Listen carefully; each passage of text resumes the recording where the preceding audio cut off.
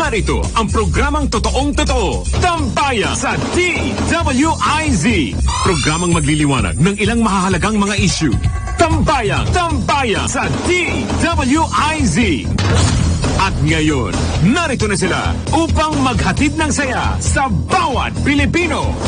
Sa programang Tambayan sa DWIZ.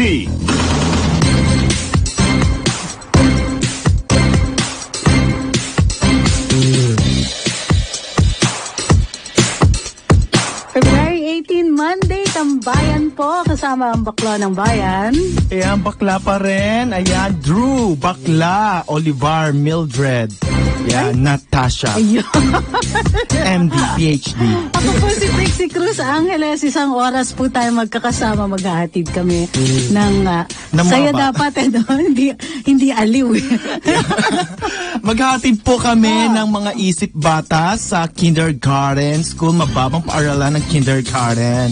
Yan, dahil madami pong mas matalino pa yatang kindergarten attorney kaysa dito sa mga hindi maintindihan ng mga politiko na nagsasalita.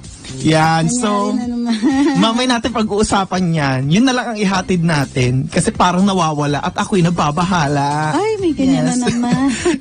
Anyari. Ay, mamay na.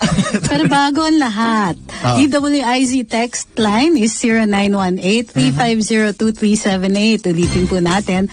Para sa mga nakikinig sa atin sa radyo, 0918-350-2378. Kami din po ay live on Facebook Live. At we're also on DWIZ 882 live streaming sa YouTube. Sa Facebook Live, doon po sa account ng DWIZ 882. Para po sa mga nakikinig sa ibang planeta, ayan po. Sa planetang Nemic. Mga anemic.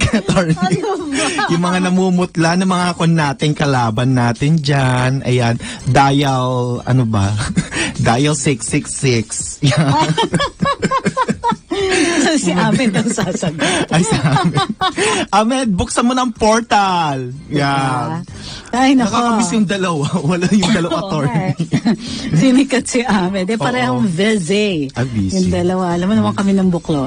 Oh. Yan ito. Pero busy kami kakadaldal. Pero kapag busy ka talaga, dapat kasama din yung mo, yung pagiging busy mo, yung mga mahal mo sa buhay.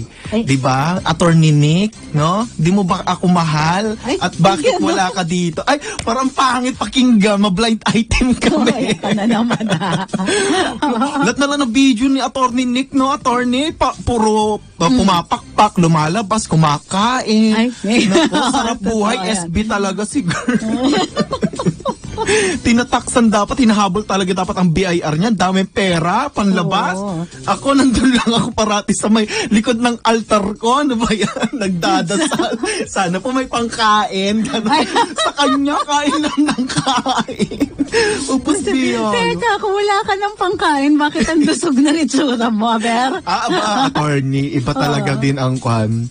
Ang ganda ko. Yung parang tatapat na ako sa pinto. Aba, may plastic na binibigay. Ganda, diba? Kagaya ngayon, may nagpadala sa akin ng flower. Ewan ko kung sino yan.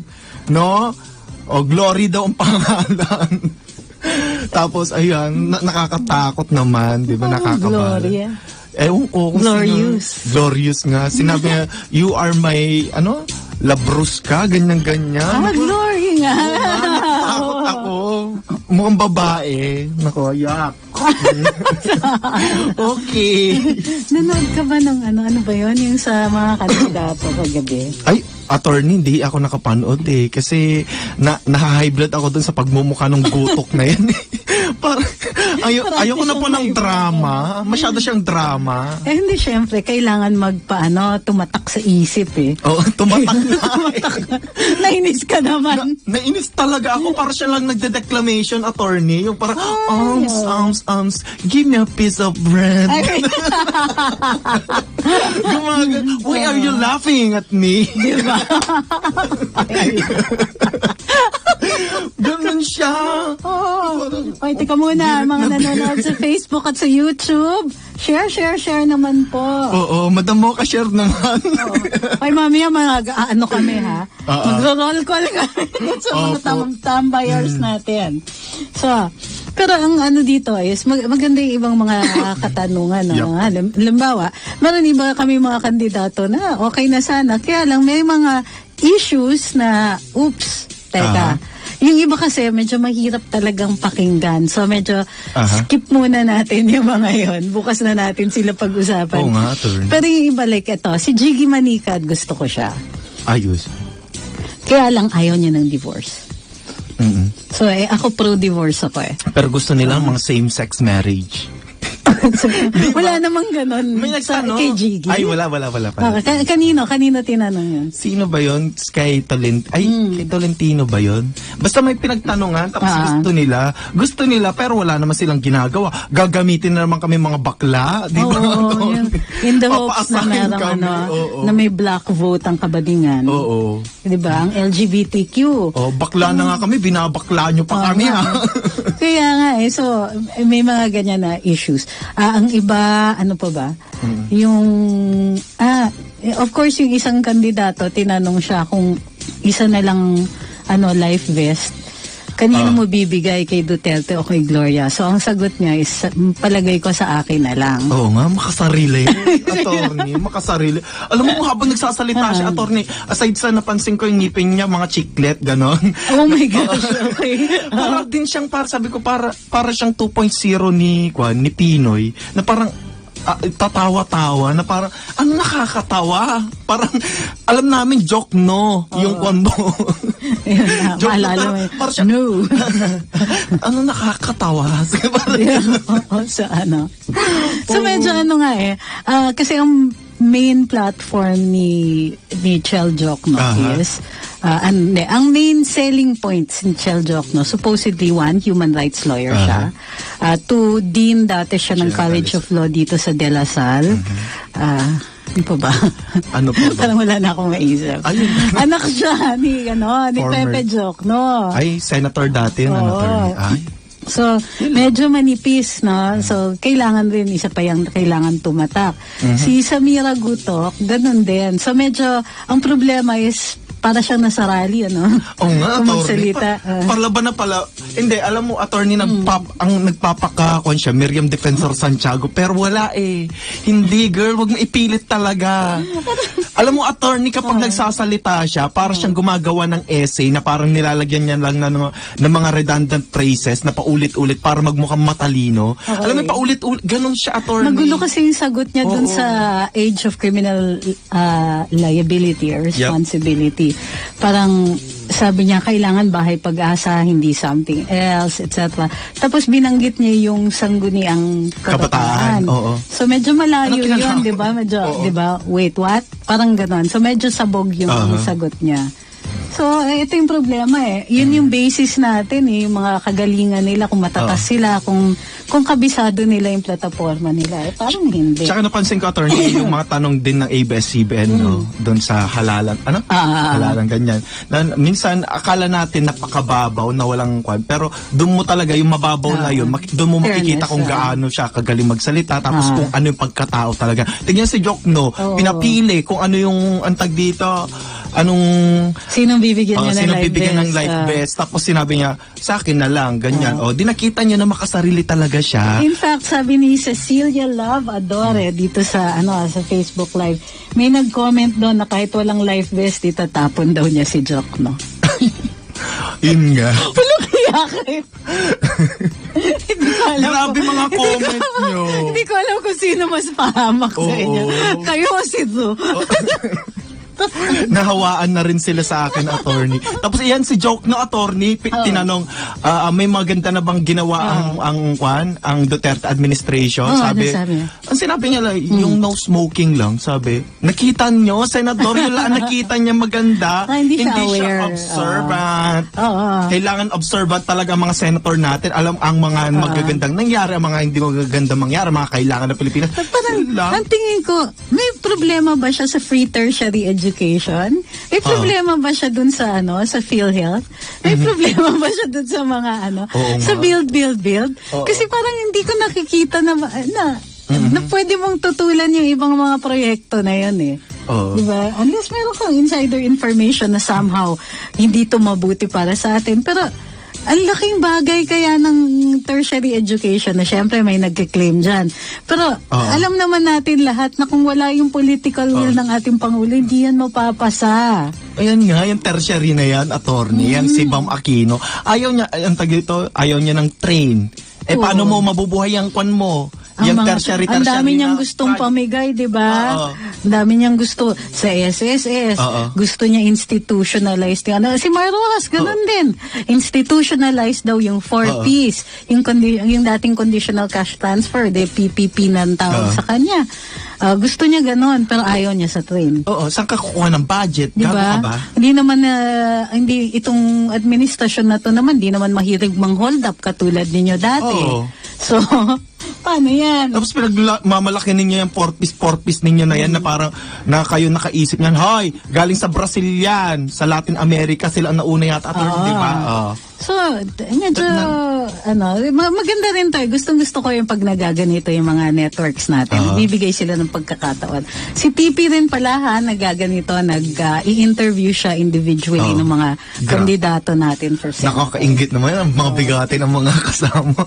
May ni-interview. Well, kami rin ni Drew, minsan-minsan, kung sakali matisod namin yung isang kandidato, kung naliligaw sila dun sa mga, lupalop na pinagtataguan namin ni Drew, i-interviewin din namin. Sino kayang pwede nating interviewin? Tapos na si Alunan.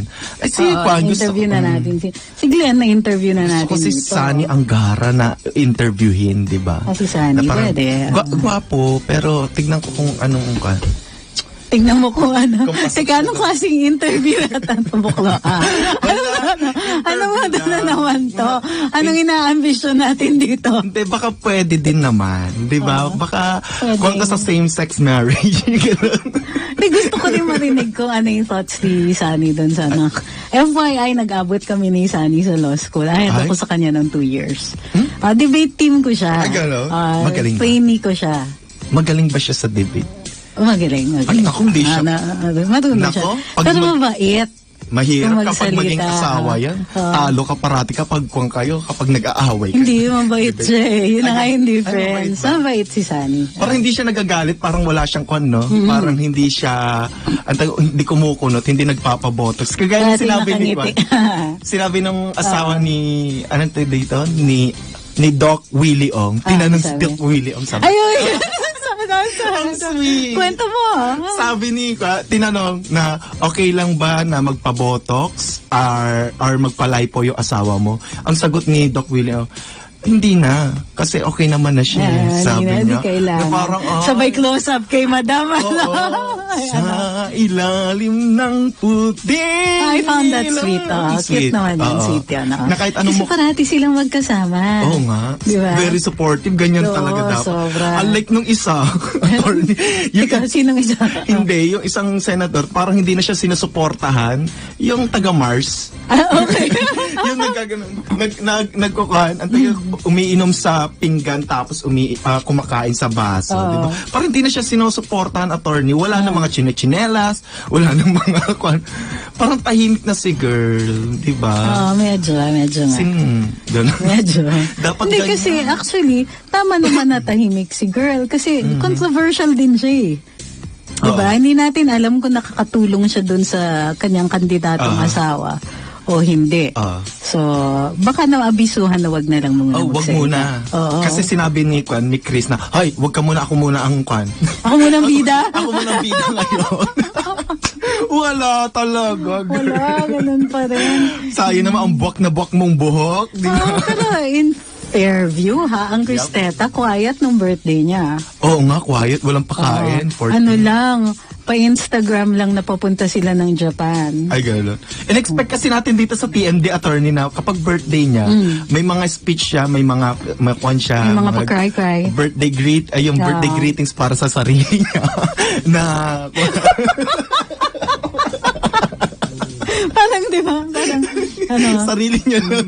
And once again, nakita na naman natin si Chris Aquino na merong in-interview na celebrity but she was as usual talking about herself. Yep. Di ba? Ang dapat ini-interview ni Chris Aquino, si Chris Aquino. Chris Aquino.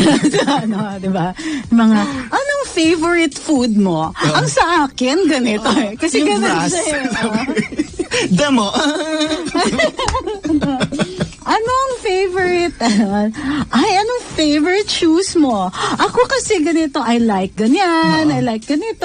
Na, hindi mo na narinig yung sagot ng ini-interview niya. Yung kanya na lang ang narinig mo. Ang gusto ko, nakuha na sapatos ay yung Jordan, yung mga binibigay ka sa mga lalaki ka. Ako yun Di ba mga basketball player? Ay, ang bait naman mo sa mga boiler.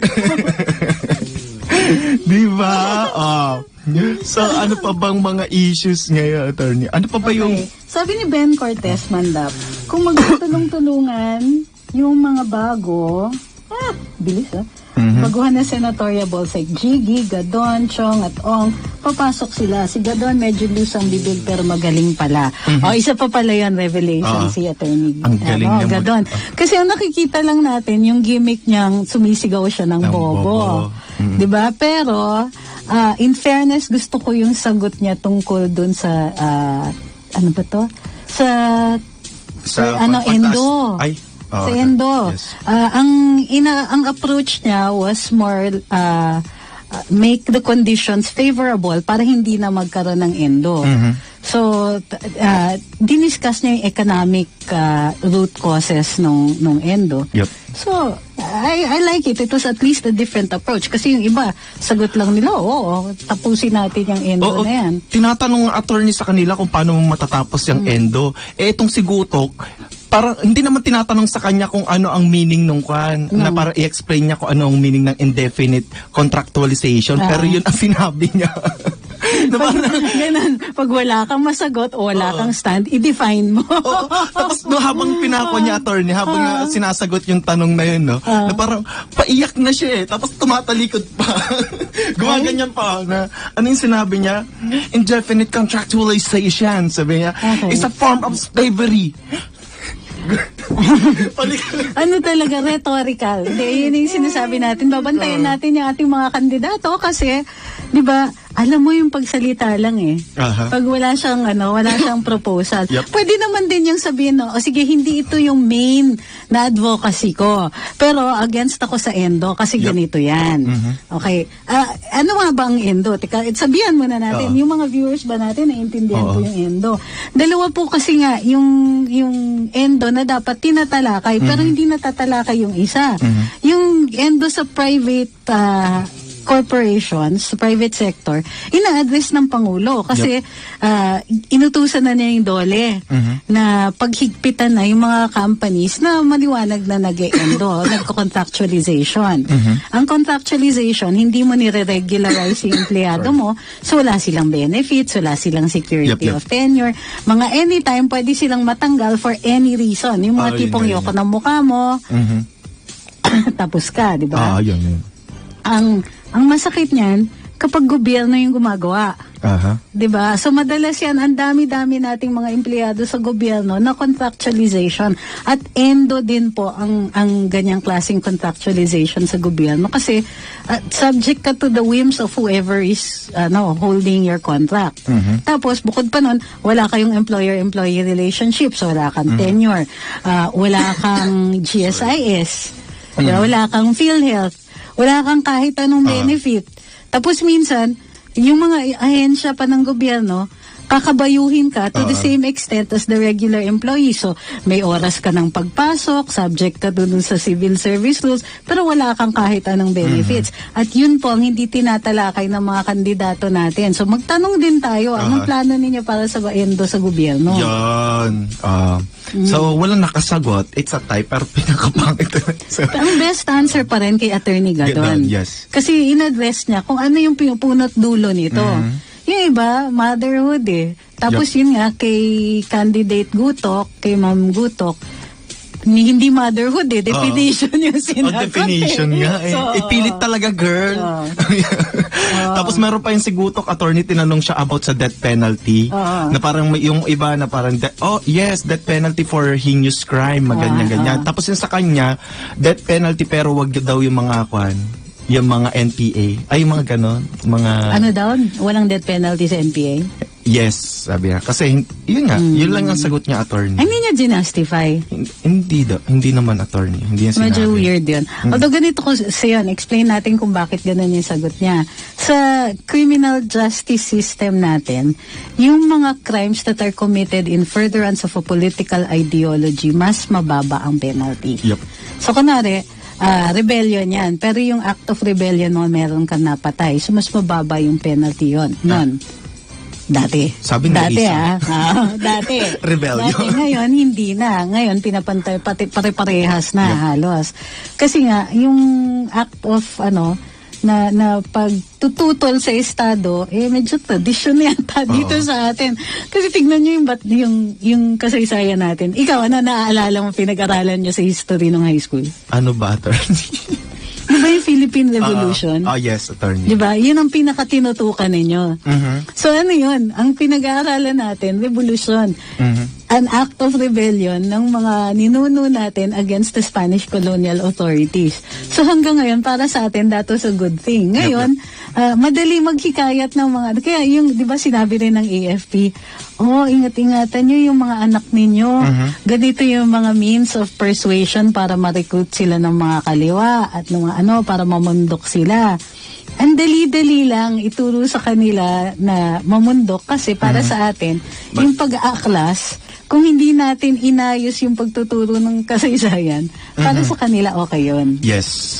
Kaya dapat ayusin talaga ang mga libro na. Diba? Dapat may magsabi din, mga Attorney Gadon, yun dapat ayusin ang mga libro. Yung hindi nakakabobo na libro. Kasi may mga bobooks. Gawing books, wag bobooks. Ayun. Ang ganda ng entry. Bobooks lang yan. Meron bagong Jewism style dito. Tapos meron pa, attorney, yung para may kinorek yata si Attorney Gadon about doon sa yung sinabi ni Hilbay na yung pagtataas daw ng mga presyo ng mga bilihin ay dahil sa trade law. Nabasa ko kanina sa post ni Edwin Hamora. Yes, ang galing ng... Kamusta, Sir Edwin? Attorney, ikon mo nga yun. Explain mo nga yung... Ulit yung sinabi niya? Yung sa yung yung pagtaas kasi sinasabi kasi nung isang kandidato si Hilbay yata na tutol siya sa train law kasi nakataas lang ito ng mga presyo ng bilihin. So at siya nag-cause ng inflation. So ang ginawa ni Attorney Gadon, pinamukha niya na mali ito. Bakit? Kasi yung may mga tumaas na presyo ng bilihin, particularly pagkain, na hindi naman apektado ng train law. Kasi nga, walang tax, walang VAT, walang kahit anong tax na nakapataw dito sa bigas, sa isda, ano pa yung isa? Yung, dito, bigas, isda, gulay. Gulay. So yung gulay, bagsak na yung presyo di ba? Tinatapon nga dun sa so mali yung factual basis ni Hilbay.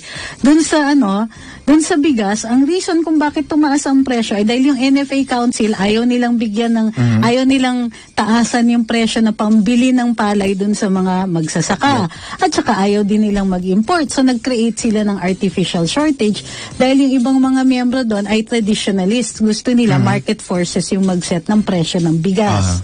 Kaya nga, eto, disaster yung rice tarification natin. Yung isda naman, may contamination.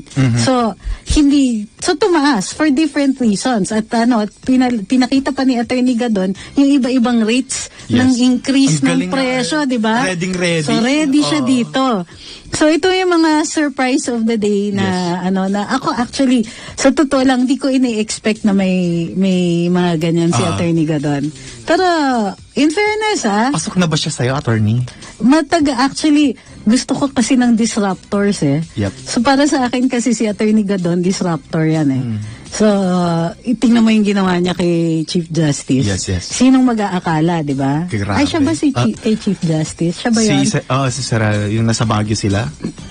Among others. Hindi, meron pa siyang ginawa Basta yun yung niya yun yung claim to fame niya naging disruptor siya. So maganda yung mga ganon. Magaling siya talaga, attorney, na yung pati yung pagka-campaign niya, like yung pagsusot niya ng damit niya, 'di ba? Magaling ang strategy niya, 'di ba? So, kunwari, yung mga sumisigaw siya ng bobo, maraming na-turn off doon. Kaya lang, tingnan nyo, tumatatak. So, yung ina-attempt ni Samira Gutok na tumatak sa isip, kahit using, yung ingay niya, nagawa ni Attorney Gadon. Yep. So, kanya-kanya para-paraan yan di ba? So, tingnan si Samira, di ba, tumatak din naman siya. Di ba, naka-violet tapos may green siya dito, attorney. Mukha siyang talong. So, teka, yung dalawang abogado natin nasa Facebook Live. Kawayan nyo naman po. Ay, hello, Attorney Nick and Attorney Angel. Awesome, and Attorney Nick, di ba? Diba? Ba't nandito? Yeah. Ba't nandyan kayo? Bakit wala kayo bakit dito? wala kayo dito? Kakain na naman tayo, nandyan sila. Yung mga hindi pa po nag-share, paki-share naman po dyan. Share naman po sa mga taga-share store. Ayan, 77 to ang viewers natin. Hello po sa mga taxi driver, grad driver, ayan, angkas driver na nakikinig ng radyo natin. I know, kahit yung mga angkas driver, nakikinig po sila sa atin, di ba? Kasi nakapark sila ngayon. Ayan, nag-message sa akin isang angkas driver na gwapo. Angkas, ha? Ay, may nakuha pala, attorney. May nabangga pala at namatay na angkas driver dahil meron daw yung nagda-drag race dito sa Ay, angkas ba yun? Yung natamaan siya ng 3 kotse? Oo, attorney, yung nagda-drag race. Oo, angkas daw. Ayan, ako. Yung mga drag racing, paki-report po kagad before it gets out of hand. Dapat yan ang condemn, war on drugs natin, yung mga war on drug racing. Yung mga naglalaban. Kaya pala I hate drugs. Yes, yan dapat ang mga pinuputukan. Di ba hindi yung kay Richard Santillan, no? Sa mga nagtatanong, wala pa po akong update dun sa kaso ni Richard. Yes. Ang alam natin is nakasampa po yung sa PNP at nagko-conduct po ng investigation ng NBI. Check natin po kung i-forward na ng PNP yung ni-require ng Senado na i-forward ng mga dokumento at ebidensya na hiningi during the Senate hearing. As far as I know, wala pa po. Yes. So ano pa bang mga balita? Ay, attorney, yung isang kwan talaga pinagtawanan talaga ng mga tao ngayon. Ang statement ni Lenny. Pakibasa nga. Nako, ito po ang sinabi ni Robredo doon sa nung nagka-campaign siya para sa 8 Diretso na 7 na ngayon. Okay, sabi, itong aming ino-offer sa kanila na mga kandidato, yung amin lang pakiusap pag-aralan. Pag-aralan kung sino sa kanila dahil alam namin pinag-aralan na sila yung tutulungan. Oy, Georgina, pinabayaan mo na naman yung boss mo, ha? Sino Georgina yan? Yung assistant niya. Yung kanyang parang chief of staff. Na normally yun yung gumagawa ng mga speech niya, yung nagko-coach sa kanya. Ano ba yung lasing ba siya? Parang ganito ka ba, Lenny, na nagsasalita pag lasing kayo? Tagay tayo. Yeah, itong aming ino-offer. Pakiulit nga, kailangan... Itong aming ino-offer sa kanila na mga kandidato, yung amin lang pakiusap pag-aralan. Pag-aralan kung sino sa kanila dahil alam namin pinag-aralan na sila yung tutulungan. Tangina. Shit. Ang dami ko na pong problema. Dumagdag ka pa. Walang antecedent sa lola mo. Ayan, share po ng problema ko ngayon. Nasasamid ako nang wala akong iniinom dahil dito kay Madam. Maawa ka naman sa amin. Hindi kasi hirap na kami. Hindi kasi kumpleto yung mga sentences niya. Maawa ka naman sa sambayan ng Pilipino. Ang dami na namin iniisip. Madam, maawa ka naman sa amin. Ipaintindi mo naman sa amin. Gusto naman namin makinig. Translate na namin sa English. Wala talaga, madam. Hindi talaga pumasok. Kailangan ko ng kape. Magbabalik ang tambayan ng oras natin 12:30 ng tanghali. Huwag ka na umiyak, Blue. Tambayang sa DWIZ. Muli nating balikan. Tambayang sa DWIZ.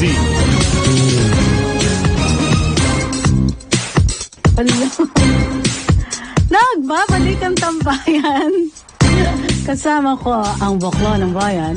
Bakla pa rin. Ayan, February na, magmamarch na. Bakla Mildred Natasha Olivar Jr. III, PhD, MD. Ang haba. Junior the third. Ang grabe. Kakalimutan ng ibig sabihin ng Natasha. Yes. Ano ulit? Ang meaning ng Natasha, ladies and gentlemen, pa-comment naman kung regular talaga kayo nakikinig dito. Correct! Samantala naman, speaking of Natasha. Yes? Ano yung isa pang quote ni Vice President Lenny? Ay, meron attorney. Oh. I-ready po natin to, ha? Kapit muna. Nakakapit muna po. Ayan, papakinggan po natin per letra, per comma, per con po. Ayan. Sinabi niya about dito sa Robredo 1 Safeguards in Rice Tarification Law to Protect Farmers. Sabi. Ito ang sabi ni Lenny. Sigurado na mababawasan iyong kita. Kaya crucial dito sa usapin ano iyong gagawin para hindi maapektuhan ng masama iyong mga magsasaka. Kung gagawin natin ito para sa mga consumers, gagawin natin ito kasi gusto natin na bumaba iyong presyo ng bigas. Paano natin ipoprotect iyong ating mga magsasaka? Tapos na. And once again, pinabayaan nyo na naman ang boss nyo, Office of the Vice President. Madam! Alam nyo, naawa na kami sa kanya. Huwag nyo naman siyang ganyanin. Hirap na ako sa buhay ko. Tapos ganito pa maririnig ko, mababasa ko, hirap na ako. Naiintindihan ko ang jowa ko, naiintindihan ko ang nanay at tatay ko kung pinapagalitan ako. Okay na lang akong pagalitan, pero yung ganito. Talo pa ako ng may sakit, nababalaw na ako, Chris. Idol na kita, Chris, naiintindihan pa pala kita, pero ikaw, madam. Ganito ba ang epekto ng lugaw at puro sili na sobrang mahal? Ang sarap ng starfish. Jellyfish ba? Jellyfish. Siguro, attorney, yung dati-dati, di ba, ang kinakain natin ay jelly ace, di ba? Tayo mga bata, sa kanya, jellyfish. Sarap yun sa Chinese food. Ay, oo. Diba? Dun sa mga cold cuts, no? Madami doon. Saya-saya nun. Sana may Kasama magpadala. yung century egg. Oh, sarap ng century egg. Alam niyo kung bakit jellyfish masarap? Kasi walang utak. Oh, pero nabubuhay pa rin. Grabe yung century egg na yun, attorney. Para itlog ni Kwacharot. May kamukha yung century egg na yan. Oo. So, ayun po. I hope na kinaya nyo po yung statement na naman po ni Kwan. Aling Lenny. Pero kasi ganyan yung thinking process ng kabilang parlor eh. Isipin mo pumunta lang ng Hong Kong ang Pangulo, may sakit na. Oo nga. So parang, Grabe. wait, what? Oo. Parang Hong Kong equals may sakit. Bakit? Doon ba ang Kwan? Doon ba ang shoppingan ng mga sakit? Dapat doon dumiretso si Kwan. Shoppingan Si ng mga Chris. sakit. Oo nga. Grabe, no, Turney. Matik na, pumunta na sa ibang bansa, sa Hong Kong lang. May sakit na. Hong Kong lang po.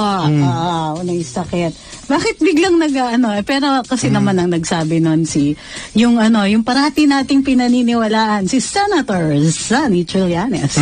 Ay, Senator. Ay, nako. Na yan, yung sakit, hindi mo nga yung casino doon sa Boracay, hindi mo makita. Oh, di ba? Ang pambansang kwan yan, attorney, pambansang X-ray. Di ba? Na X-ray niya yung katawan ni Kwan, ni Pulong. Di ba? Na alam niya may kwan daw siya, may tattoo. Oh, wow, grabe ang mata mo, ha? Parang 100% parati si Senator Trillanes, 100% na tama. 100 yung walang naipakitang bank account. Oo. Walang Ang lakas ng pang-x-ray ng mata. Nakita naman. Grabe ka na. Naman, nakita niya yung tato ni Pulong. Oo. Gusto pa niyang pahubarin. Pahubar. Ay, Alam mo, sabi ko na Senator nga Trillanes. Pareho diba? tayo, gusto ko rin pahubarin si Pulong. Pero parang magkaiba yata tayo ng dahilan. Parang, pero mas gusto ko si Baste. Hubad. Agawan tayo dyan. Ay, wala. Walang mag-aagaw dahil ako ang nauna. Ba- Di ba? Dahil parati akong kumakain sa Tapa King. Di ba nandun siya parati? Oo, Ninakaw ko yung kanya doon, malaking Kaya nga galit na galit ako kay Sas. May picture siya. mas grabe naman attorney tong si Kwan. Yan si Tipi. Yung mga baklang yan. Si Tipi at yung baklang babae na si Kwan. Crisette. Hoy, Crisette! Masyado pa ha. Oo nga naman. Hanggang ngayon, umaasam-asam pa rin ako Oo na may nga. picture ako with Baste. Hala, Siya pala wala. nagpapakita. Magpa-Hong Kong na lang tayo. Mag-Hong Kong na lang tayo. Ay, oo nga. Yung kung kasi bigla-bigla ang kasi attorney, di ba, na si Madam Mocha nagsabi sa atin na ini-invite ka ng mga taga-Hong Kong. Wow, 2 days before ka pumunta, i-invite niya kami na parang hindi pa nga ako nakakabili ng passport ko. Ako naman kasi 2 or 3 weeks before, ang dami na nagsasabi, sige pagdating mo dito sa Hong Kong, takan-takan naman ako. Kailan ako dadating dyan sa Hong Kong? Di naman ako nagtatanong. Yung pala, ini-expect na pupunta tayo dun sa Oo nga. sa Hong Kong. So yung mga nag-expect sa amin ni Boklo, Oo.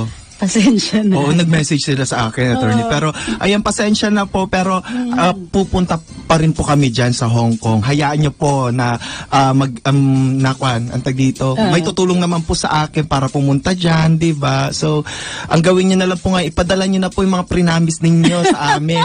May prinamis kayo kay Attorney Trixie, mga damit, mga sapatos. Attorney, ang dami nag-promise. Pati na rin sa akin, kaya wala, okay lang. Ngayon, Promise. ikwan nyo, gawin nyo naman kay Madam Mocha para ma-experience din niya yung experience ko na ginawa akong courier, no? Gawin nyo siyang LBC. Padala nyo na. Para naman magkamasal din yung babaihan na yan, di ba? Na parang, ang lit-lit ng kuha, ng mga buto. Nagdadayan 35 ka ba, Madam? Sino to? Si Madam Mocha. Ang liit ng arms. Oo, nagulat ka. Ang ganda na, di ba? Pero, Palitan kami, talo pa rin ako eh. oo. Ganun, lagay Panalo niya na. talaga. Mukha siyang Barbie, di ba? Correct. Birit na lang. Ako, mukha rin akong Barbie. Ay, Barney pa. Kala ko barbell. Mukha kang Kinorek ko na agad eh. Para walang mag-comment. So, ano pa bang Ala, ayan na ako yung sumbatan. Akala ko dadating ka dito. Akala ko pupunta kayo dito. Akala mo lang yun. Maraming namamatay sa akala, ha? Yung mga Pero by ganyan. spirit, nandyan kami. So, Tsaka, hoy, teka muna, nag-imbita ba kayo? oo. Kapag iniimpitan nyo kami, dapat merong nasa guest list. Tapos meron kaming, meron kaming invitation. Ayaw naman namin magmukha kami parang dun sa isang babae na mabaho ang hininga na pumunta na lang dun sa Christmas party kahit hindi invited. Di ba? Attorney, buksan mo nga yung issue na yan na pumunta sa Europe, yung isa dyan, di ba? Kinabahan ako bigla. Bakit? Ang daming dagdag. Ano bang nainom natin ngayon? Bakit? Parang kaya doon na lang tayo pumunta sa Bosnia. Sa boss na lang niya. Okay. Sa Bosnia, sa Brussels, at saka sa Switzerland. Kasi mukhang nagkakagulo sila doon. Okay. Na maraming anti-Duterte statements daw na nanggagaling doon. Sa kwan? Netherlands? Ay, Actually, hindi. Brussels? Actually, hindi. Hindi kasi pumunta yung ilang mga opisyalis ng PCOO doon. Supposedly para i-explain yung anti-insurgency efforts ng gobyerno. Di ba? Wow, di ba? Tsaka, Inuna niyo pa pala dyan. i-explain din daw yung polisiya tungkol sa press freedom. At ayon kay Secretary Martin Andanar kahapon, ang sabi niya is, busy-busy nga daw na nag-explain itong team na ito tungkol dito sa pag-aresto kay Maria Ressa na hindi daw ito attack on press freedom. Bakit doon lang kayo pumunta? Bakit hindi na lang kayo dyan sa Facebook ninyo para mas less cost, di ba? Pupunta pa sila attorney doon na gumawa na lang kayo ng video tapos ipa-share ninyo, di ba? Ipaboost ninyo. Oh. Hindi, ang point natin rin dito is hotspot pala doon. Kailangan sila nandun. Ako, I don't mind na nagta-travel yung mga officials natin. Minsan kailangan talaga. May iba rin yung may nakakaharap kayo, may kausap kayo mismo yung nagsasalita doon. Okay lang yon. Pero ang point is, ang reason kung bakit nandun kayo. Di ba dapat pagka may travel, may public purpose. Kasi public money ang ginagamit mo. I-explain mo sa mga taxpayers, bakit andun ka? Bakit ikaw ang pinadala doon? Ano yung expertise mo? May expertise ba si Yusek Badoy sa counter-insurgency and anti-insurgency measures?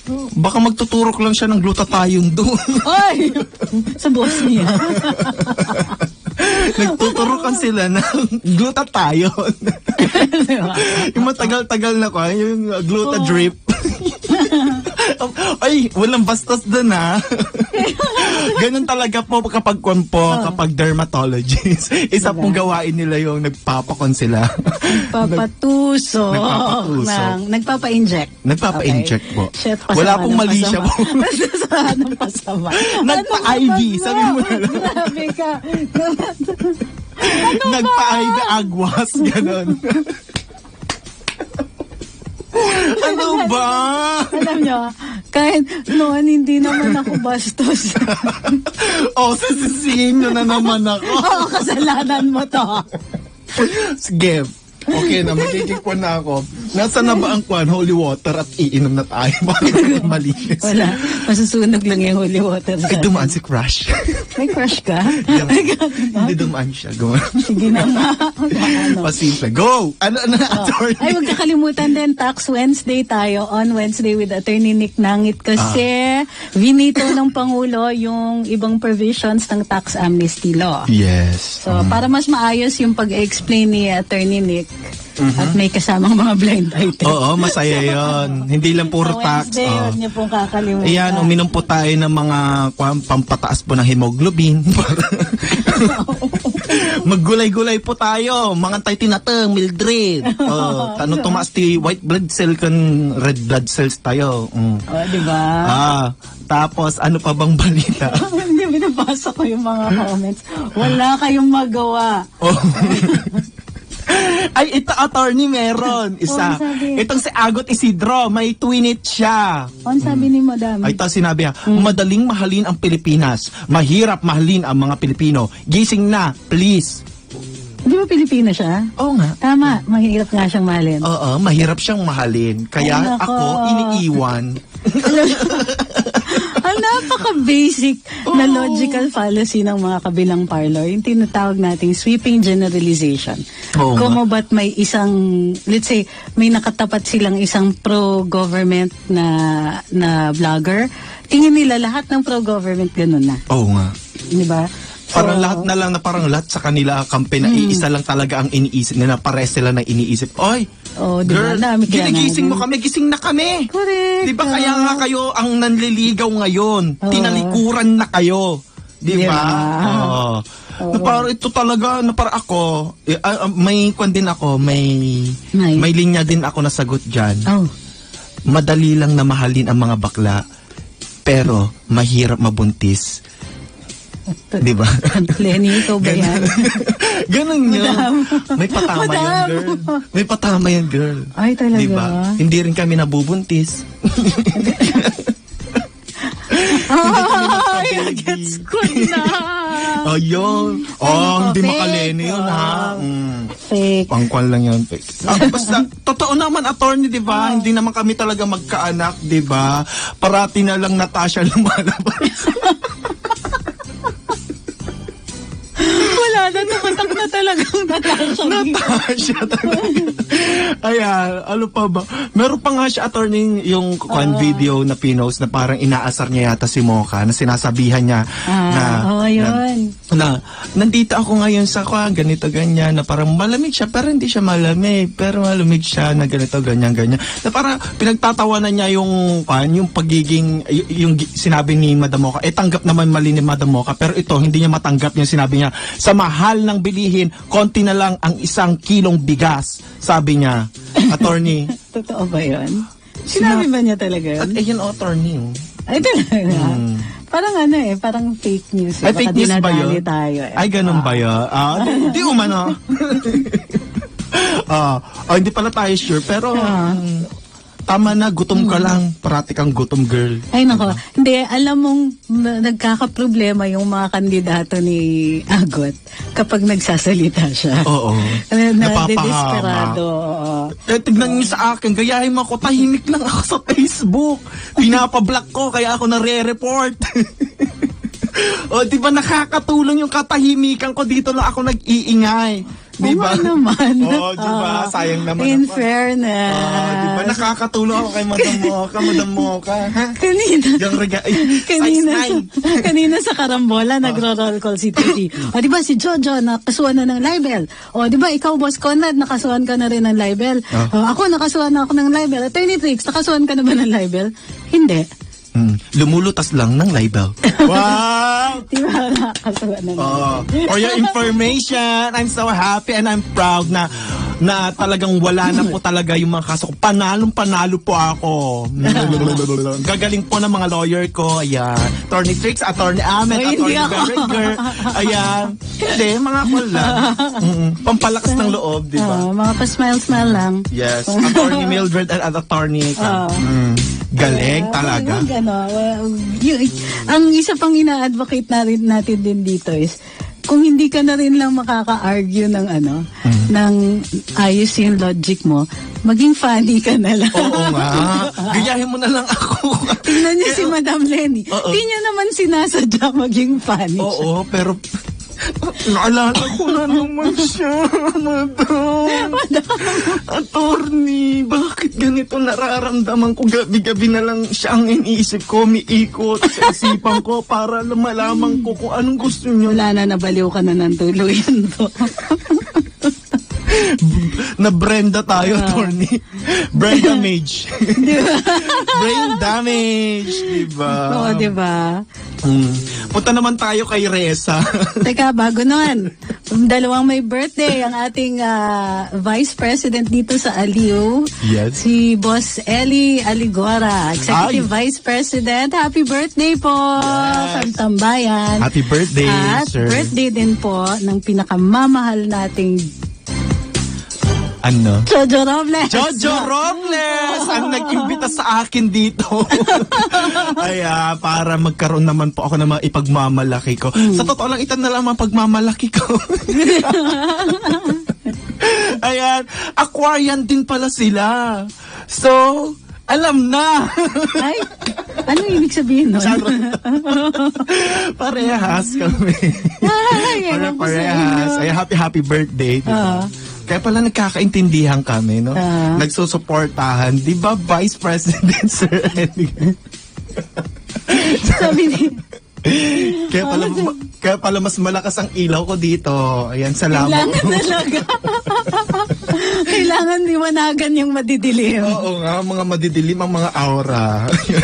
Na may At power. least tayo, aura lang yung madidilim. Madidilim yung Ano? yung prospect ng otso Ay, akala ko yung sikwad. Yung future nila madilim. Akala ko yung kalaban natin na kinasal. Yung hinahanap nila Elsa. Ay, may Frozen na pala, Attorney, ngayon. Ha? Yung Frozen 2. Nanonood ka ba talaga? nun? Hindi mo alam. Yung Let It Go, Lenny Go. Lenny Go? Lenny Go? Oo. Yung istorya ngayon, hinahanap nila ngayon si Kwan, yung Frozen meat. Si Frozen meat. Kilala mo yun. Yung Oo, kasi puro ice, di ba? Yung kwan, may botchak, yung baboy. Inuubo ko sa'yo. Pambansang pangit. Ay, Grabe. oh, ayun, na-gets na niya. Kapag sinabi pambansang pangit. Paano may ano talaga? Karintas May tayo. resolution talaga na nagsasabi. Sino ba yung pangit? na sinabi, hindi siya maganda. Oo. Hindi, pero in fairness, Lumaban pa rin yung ba? dun sa yung resolution na yon. Kasi, one of the reasons kung bakit nanalo si Franco Mabanta doon. Kasi 'di ba, ang kaso na yung sinasabi ni Drew is yung pangalan ng Jover Laurio, kinasuhan niya si Franco Mabanta kasi tinawag daw siyang pangit. So ang kaso na final niya ay libel. So dismiss po ito doon sa sa DOJ, sa prosecutor's office kasi sinasabi na not just na hindi siya well, not just na totoo, no? Pero kasi nagre-react si Franco. Yep. Parang ang pinalalabas kasi nitong si Jover, kung saan lang nanggaling yung pagtawag ni Franco sa kanya ng ganon. Yep. Pero pinakita ni Franco na successfully na itong si Jover ay meron nung umpisa pa lang, bago pa nagsalita si Franco, marami na siyang nilait sa atin. Oo nga, inisa-isa tayo. Ayun, si Sec Aguirre. Oo. Ako, Linchaki na yon, di ba? Sino pa ba? Sinabi niya na true lily daw yung book niya. Tipi, si Sas, si Mocha. Ang dami na niyang Ako nga, may tinakot-takot niya ako, attorney. Alam mo ba yon? Ano sabi niya? Yung pinost niya yung video ko na, yung nagla-live ako na minumura ko si Lenny. Siya ang nag-share nun, attorney, tapos pinagpo-post niya doon na parang isusumbong kita, kakasuhan ka, humanda ka ng bakla ka. Ganun, bibigay ng threat, di ba? Although pwede naman mag-threaten kung ang threat mo ay magkakaso. Yung mga illegal na threats ay yung mga, of course, yung mga papatayin ka, sasaktan ka, i-disappear ka, yung mga ganyan. Tatakutin ka. Yung threat na kakasuhan mo ang isang tao, legal yon. Ay, nakatitig kasi ako, attorney, yung sa... Hindi, ang ginawa niyang mali sa'yo is yung pinalabas niyang video, matagal mo nang tinake down. Yes. Matagal niya, So, apparently, binangko nila. Yep. Dinownload nila noon pa, long after you had taken it, and then long after you had taken it down, sa kanila nilabas. Yes. So, ngayon, kaya nga hindi sila makapagkaso, kaya si Lenny hindi makapagkaso dun sa kay Drew, kasi matagal nang tinanggal yung post na yon. Hindi gaya nga ng sa Rappler. Oo nga. Hindi nila kinakuha. Ayun, attorney, nagsalita na pala ang National Press Club or NPC. Sinabi nila na resist arrest is not a harassment against the press. Ngayon sinabi na ha, National Press Club. Hindi harassment yan. Saka makakakita ng harassment, sinasabi ninyo, hindi nga pinusasan, hindi nga minagshot. Di ba, attorney? Binigyan ka ng oras na para makapag-bail. Sinabihan ka na mas... Ay, nako. Harassment pa ba yun? At dito po uli, makikita natin na napaka-importante ng PCOO na kasalukuyan nandun si Social Media si Undersecretary for New Media Lorraine Badoy na kasalukuyan nasa Bosnia. I'm sorry. Okay? Yeah, of course. Ayan. Maria Ressa, hindi ka talaga makukulong. Hindi makukulong, attorney, kasi sarado pa ang Manila Zoo. Hindi pa po, kasi close po ang Manila Zoo. Grabe. Sa aquarium muna daw siya. At least hindi siya dinidetain, hindi siya kunakuan, attorney. Walang rehas-rehas, hindi Maria Rehas. So love it. Maraming salamat ulit sa lahat ng sumabaybay sa amin dito sa Tambayan. At tabayanan kami uli bukas, 12 to 1, dito sa DWIZ 882. Ako po kasama ko po ngayon ang Bakla ng Bayan. Ayan, bakla pa rin. Mag-march na, bakla. Drew Olivar, Mildred, Natasha Jr. III, MD, PhD. Thank you. Ako po at humahabol lang po. Ako po si Trixie Cruz Angeles. Thank you for being with us today. Ang tabayanan susunod na programa, Pilipinas Ngayon na, with Loli Acosta and Yusek Robert Rivera. Have a luminous day. Yeah. Tambayan sa DWIZ.